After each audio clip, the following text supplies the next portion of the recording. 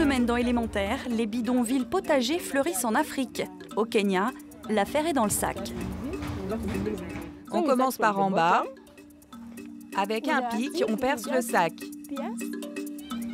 Plus d'habitants, moins de nourriture, une équation dangereuse pour la sécurité alimentaire. Cultiver en ville est peut-être la solution. Les gens utilisent des toits, des balcons, des pots, des récipients en plastique. Et ça nourrit la ville. Mais pas seulement. L'agriculture urbaine devient source de revenus, un business vert pour de nouveaux horizons. Vous pouvez vendre un bambou comme ça pour 12 $.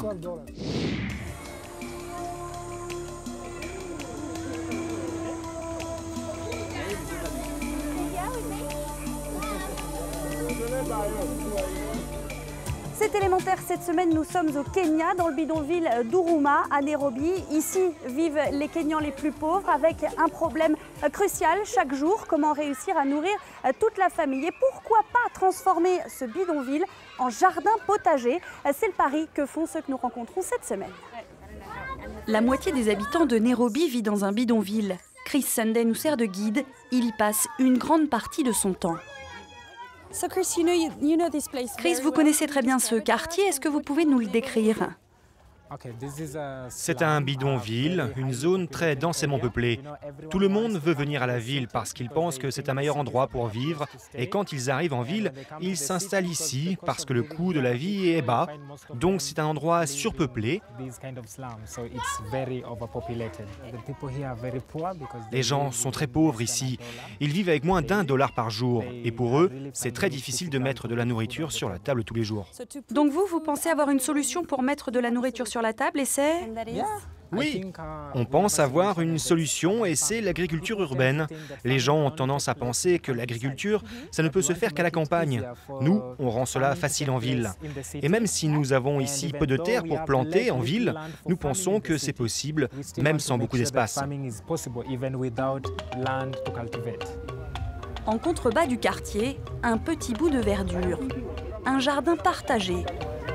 Ce matin, une agronome vient donner des conseils à plusieurs femmes du bidonville pour fabriquer des jardinières en sac. On a des oignons, des épinards, du sukuma wiki, c'est du chou frisé, et des poivrons. La recette, un mélange de sable, de terre et de fumier. Grâce à cette technique, les légumes poussent en hauteur. Le manque d'espace n'est donc plus du tout un problème. La surface d'un sac, c'est 60 cm et on y met 50 jeunes pousses. Mais si vous le faites au sol, sur cette même surface, vous allez planter uniquement 2 pousses. On commence par en bas. Avec un pic, on perce le sac. Et ensuite, on met à l'intérieur.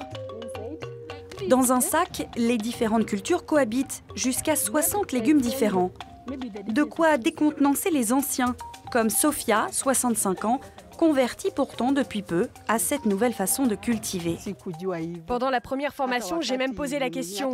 Mais vous voulez dire que des vrais légumes vont sortir de là et qu'on pourra les récolter? De vrais légumes sortent bien de ces sacs. Le seul problème, c'est qu'ils tombent en ruine au bout de 6 mois. L'inconvénient de ce sac, c'est que ça casse parfois, s'il est trop lourd, et aussi parce que les plants sont serrés. Si un est touché par un parasite, le parasite se répand. Alors à moins de faire très attention, tu peux perdre tout le sac. Et ici, n'importe quel légume vaut cher. La nourriture engloutit 80% du revenu des familles. Car depuis 2008 et la crise alimentaire mondiale, la population subit de plein fouet les yo-yo du marché des denrées de base. L'agriculture urbaine est donc une solution face à l'explosion des prix. Une solution pour la sécurité alimentaire des plus pauvres. Diana Lee Smith en est convaincue. L'agriculture urbaine, c'est pas nouveau. Quelle est l'ampleur de ce phénomène aujourd'hui au Kenya? Il y a 200 000 familles de fermiers urbains à Nairobi. Les gens utilisent des terrasses, des balcons et font grandir des choses dans de petits pots. En fait, on le sait peu, mais l'agriculture urbaine est plus productive que l'agriculture rurale. Beaucoup plus productive. Et c'est parce qu'on peut cultiver de façon intensive. Dans les bidonvilles, vous avez de la main-d'œuvre disponible, des gens qui cherchent du travail. Pourquoi est-ce que vous êtes tellement favorable à l'agriculture urbaine? Pour que les gens puissent manger et vivre. La nourriture est essentielle à la vie humaine et bien sûr, on ne peut pas continuer à regarder les gens souffrir comme ça. Ne pas avoir à manger. La plupart des gens qui cultivent en ville le font pour leur propre consommation. Mais aussi, je peux vous le dire, beaucoup de gens le font et gagnent bien leur vie grâce à cela. Et ça nourrit la ville. Retour au jardin. Nous retrouvons une des pionnières, Jennifer. Elle vient chercher aujourd'hui de quoi manger dans ses sacs. Des légumes? Je ne me souviens pas la dernière fois que j'en ai acheté. Je les récolte ici 1 ou 2 fois par semaine maintenant. Aujourd'hui, si elle a trop de légumes, Jennifer les vend pour un peu moins de 2 €.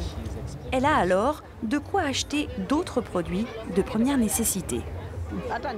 Quand je viens m'occuper de mes sacs le matin, je me sens bien parce que ça me donne une occupation. Je ne pourrais plus rien faire maintenant sans mes sacs. Je suis heureuse du travail que je fais. Je dis aux autres femmes de la communauté, ces sacs sont plus importants que ce que vous pensez. Ils m'ont beaucoup aidée.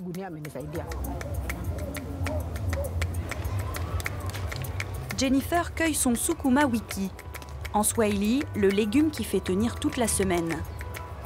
Et c'est exactement de ça dont elle a besoin. Jennifer a de nombreuses bouches à nourrir. Tous ou presque vivent dans cette unique pièce de 9 mètres carrés.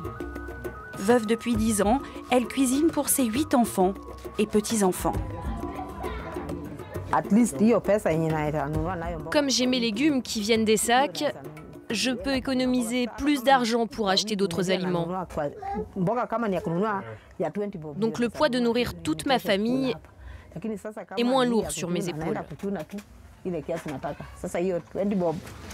Mais ces légumes ont longtemps été interdits, car cultivés dans des zones insalubres. Comme ici, des eaux polluées par des métaux lourds, un environnement immédiat rempli d'ordures, un risque réel pour la santé. Mais les bénéfices nutritionnels pour la population étant supérieurs, les autorités kenyanes ont donné leur feu vert l'an dernier. Et si ces plantations ne servaient à nourrir personne? La prochaine étape, la voilà, dans le bidonville voisin. Nous avons planté des bambous ici. Il y a 2 ans, environ 1000 plants. Ici, l'idée, c'est de gagner de l'argent. Ces bambous ont été plantés dans le bidonville uniquement pour être vendus ensuite. Nous aimons les bambous. Quand ils grandissent et qu'ils atteignent leur taille maximale, nous pouvons les vendre 12 $ l'un. Celui-là, 1000 shillings, 12 $. Tous ici sont des repris de justice. Les roseaux sont pour eux une perspective d'avenir. Si l'on en croit Ahmed, on peut fabriquer plus de 1500 objets à base de bambou. Vous vous imaginez un grand pays comme le Kenya qui importe des cure-dents? Importe des cure-dents au lieu de les fabriquer nous-mêmes. Ce qu'on veut à l'avenir, c'est de fabriquer des cure-dents, des baguettes, d'autres choses qu'on peut faire à la main comme des meubles. À l'atelier, Ahmed apprend aujourd'hui à fabriquer ses propres objets en bambou à la main. Le marché n'a plus de secret pour lui. Une fois que vous vous mettez dans le bambou, c'est bambou pour toujours.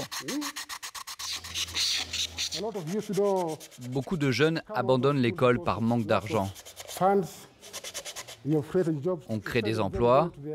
Au lieu de tomber dans la drogue, ils peuvent se joindre à nous.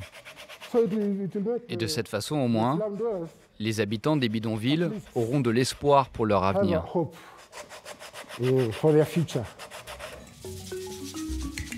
L'agriculture urbaine ne pourra pas nourrir tout un pays ou créer des millions d'emplois.